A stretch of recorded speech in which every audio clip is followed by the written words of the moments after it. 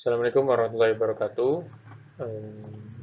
Nama saya Dava, NRP 10. Kali ini saya akan presentasikan mengenai mamografi dalam literatur review pencitraan medis. Dalam, dalam literatur review ini ada 3 jurnal yang akan saya bahas. Pertama, ada jurnal dari radiografi pada tahun 2022 dengan judul Assessment of the Uterine Dose in Digital Mammography and Digital Breast Tomosynthesis. Studi ini menjelaskan atau bertujuan untuk mengakses atau menilai dosis di uterus dari digital mamografi 2 dimensi dan digital breast tomosynthesis dengan 2 skenario irradiasi. Skenario pertama, di mana parameter exposure-nya di pre-select atau ditentukan di awal secara langsung pada sistem imaging-nya. Sedangkan skenario kedua dengan memberikan exposure yang sangat maksimum, jadi parameternya diset untuk memberikan exposure radiasi yang sangat maksimum. Pertama, metodenya dia menggunakan mamografi berjenis Siemens Mammon Inspiration, lalu menggunakan phantom anthropomorphic berbahan dasar PMMA dengan simulasi dari ketebalan breast sebesar 6 cm. Lalu dosimeternya menggunakan TLD, di mana dosimeter ini ditaruh di breast, di payudara, dan juga ditaruh di uterus. TLD ini untuk mengukur bagaimana nilai air kerma pada phantom payudara dan phantom abdomen atau di perut, untuk selanjutnya dihitung atau diestimasi bagaimana nilai dosis gradual rata-rata dan dosis pada uterus. Untuk 2 skenario yang tadi disebutkan, menggunakan 2 tegangan dan arus yang berbeda. Mungkin akan lebih jelasnya kalau kita lihat di tabel ini. Pertama, kalau kita lihat di skenario pertama menggunakan tegangan yang cukup kecil, yaitu sekitar 28 kV, sedangkan skenario kedua menggunakan tegangan yang cukup tinggi, 34 kV, hampir setara sama tegangan itu CT scan. Kemudian untuk arusnya juga dilihat di skenario kedua menggunakan arus yang lebih tinggi dibanding skenario pertama. Lalu kalau ketebalan PMMA-nya sama, projection-nya juga, kejauhannya juga sama. Yang cukup berbeda ini adalah pada skenario kedua dia menggunakan MLO atau Medio Lateral Oblique gitu. Nah, secara teori sebenarnya sudah diketahui bahwa tegangan yang semakin tinggi, maka dosis akan terakumulasi semakin banyak. Nah, di sini kemudian tegangan yang tinggi diberikan teknik baru, yaitu MLO, dan kemudian dikomparasi antara yang standar digunakan, sedangkan dengan dosis tinggi menggunakan MLO. Bagaimana kedua hal tersebut memberikan pengaruh pada dosis di payudara dan dosis pada uterus. Seperti itu. Nah, hasilnya didapat bahwa dosis pada gradual atau dosis rata-rata pada gradual di payudara, sebagaimana yang diekspektasikan, nilai perbedaan antara skenario pertama dengan skenario kedua ini cukup signifikan. Bahkan sangat signifikan, karena bedanya sangat tinggi, hampir lebih ke 3 miligray, 3,1 miligray.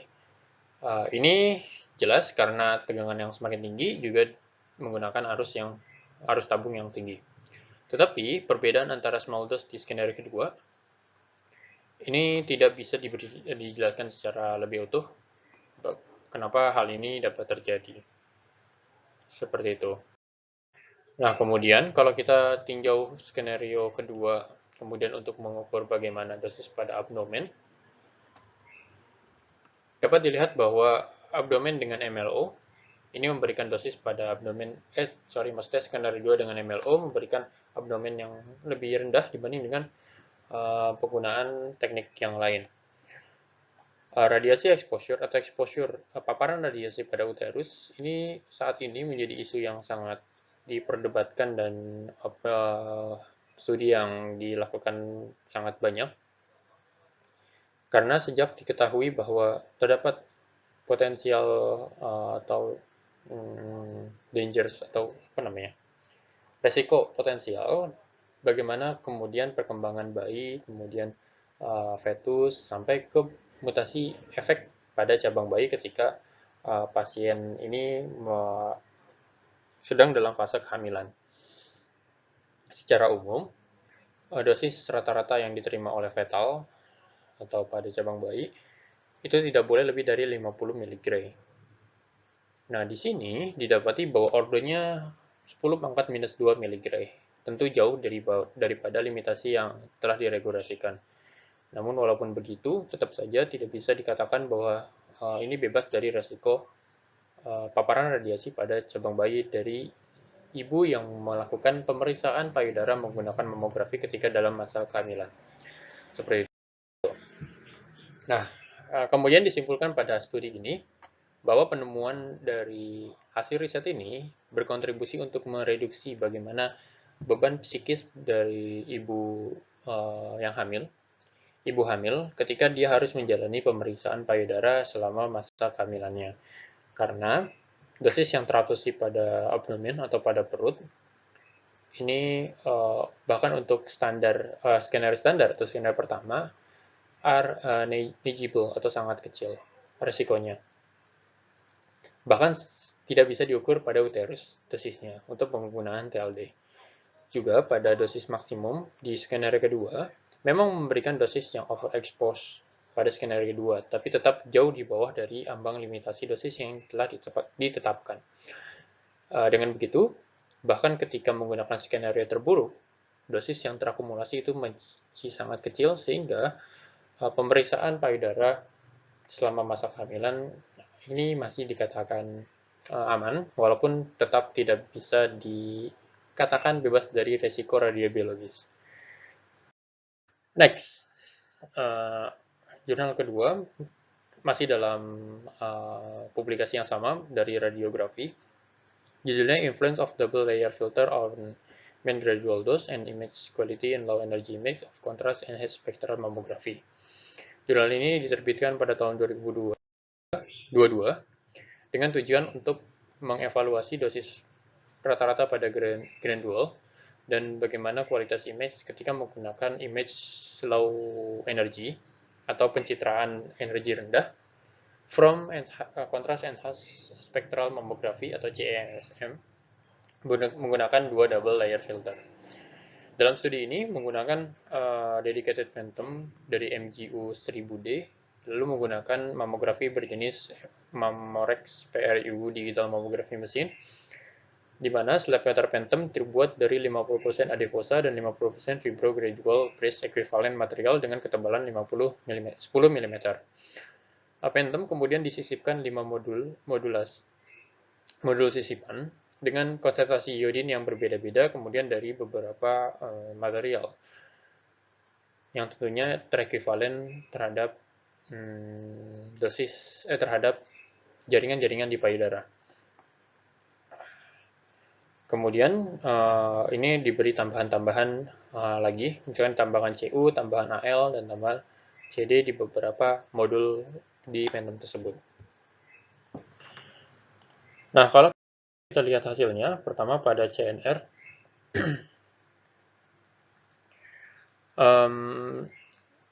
mungkin lebih berfokus kalau kita lihat di bagian grafiknya. Nah, kalau dilihat dari sini, CNR ini MGD atau Mean Gradual Dose. Semakin tinggi MGD, kemudian nilai CNR-nya memang semakin tinggi. Walaupun dari beberapa kasus, seperti pada kasus ditambahkan 0,2 mm CD, malah CNR-nya lebih rendah ketika MGD-nya semakin tinggi. Yang warna hijau, ini juga tertera atau dapat dilihat juga dari kedalaman 30 meter dan juga tren yang sama dilihat pada kedalaman 50 meter. Sedangkan di sisi lain, kalau kita melihat bagaimana konsentrasi iodin terhadap CNR, konsentrasi CNR ini menjadi tidak terlalu berpengaruh ketika CNR-nya semakin lebih tinggi. Karena memang ada kenaikan ketika konsentrasi iodinnya meninggi, tapi nilai CNR-nya tetap dalam tren rata-rata yang sama. Seperti itu. Dengan begitu, bisa kita tarik kesimpulan bahwa nilai CNR tidak terpengaruh cukup besar terhadap konsentrasi iodin dan beberapa target filter. Kesimpulan dari jurnal ini kemudian didapat bahwa hasil dari studi ini bisa menyarankan penggunaan dua double layer teknik yang lebih bermanfaat ketimbang dari menggunakan satu layer dari LE atau low energy imaging dengan mereduksi dosis tanpa menurunkan kualitas image. Dengan penggunaan MORH ditambah aluminium dan juga menggunakan CU, maka memberikan kualitas image yang sangat baik dengan mereduksi nilai dosis rata-rata pada grand wall dibanding dengan menggunakan satu single filter. Kemudian juga CSMM memberikan banyak benefit diagnosis breast cancer dengan menggunakan beberapa settingan yang bisa disetting dengan lebih fleksibel, serta mengoptimasi bagaimana dosis radiasi yang terpapar pada payudara seseorang. Dengan begitu, menggunakan additional filter dan existing filter pada mamografi akan memberikan pengurangan dosis yang cukup tinggi dengan memberikan banyak informasi diagnostik yang diperlukan. Studi lebih lanjut kemudian perlu dilakukan untuk mengetahui bagaimana image quality berdasarkan penilaian kualitatif dari radiologi yang sudah berpengalaman. Seperti itu. Jurnal terakhir dari University of Pisa, Italia, dengan judul Image Quality Comparison Between Synthetic Two-Dimensional Mammography Obtained with 5-degree and 4-degree X-ray tube Angular Range, a Phantom Qualitative Phantom Study. Singkatnya, jurnal ini bertujuan untuk mengkomparasikan bagaimana kualitas image yang didapat dari sintesis mamogram atau SMS yang dipadukan dengan digital breast tomosynthesis dengan dua akurasi yang berbeda, yaitu 15 derajat dengan 40 derajat dari kepala tabung Synarex-nya. Di sini menggunakan mamografi dari Fujifilm dengan dua skenario tadi. Yang pertama ada standar skenario dengan menggunakan projection 15%, lalu ada high contrast skenario dengan menggunakan projection 40 derajat. Seperti itu. Kemudian digunakan 4 phantom dengan penggunaan yang berbeda-beda, lalu diekspos atau dipaparkan dengan menggunakan automatic exposure. Kalau dilihat, phantom yang pertama adalah phantom spatial resolution untuk mengevaluasi bagaimana resolusi spasial pada pencitraan dengan menggunakan slider phantom, lalu disisipkan tungsten wire atau kabel tungsten dengan diameter 12 mikrometer. Ini gambarnya yang A, kalau bisa dilihat ini ada garis lurus ini. Yang miring biasanya memang untuk mengukur resolusi spasial. Kemudian yang B ada CNR, evaluasi CNR dengan menggunakan ACR Phantom, jadi diberikan beberapa modul insert. Ini kurang jelas ya, tapi ini ada titik-titik dan ada garisnya. Kemudian yang C ada 6 grup low contrast insert, jadi ada Phantom kemudian disisipkan modul dengan kontras yang rendah dari beberapa grup. Lalu ada Phantom sephantom biasa dengan berbahan dasar PMMA. Nah, hasilnya, pertama kalau kita lihat dari MTF, grafik MTF semakin dia tinggi akan semakin lebih baik daripada spatial resolusinya. Maka kalau lihat dari sini, SM40 menunjukkan spatial resolusi yang lebih baik dibanding dengan SM15 atau derajat 40%. Karena memang metodenya adalah metode high resolution, maka jelas MTF-nya menjadi cukup tinggi. Nah, berbeda daripada itu, nilai detectability index dari M40, SM40 menjadi lebih kecil dibanding dengan SM15. Jadi MTF-nya naik, tapi detectability-nya malah turun. Berlaku juga sebaliknya.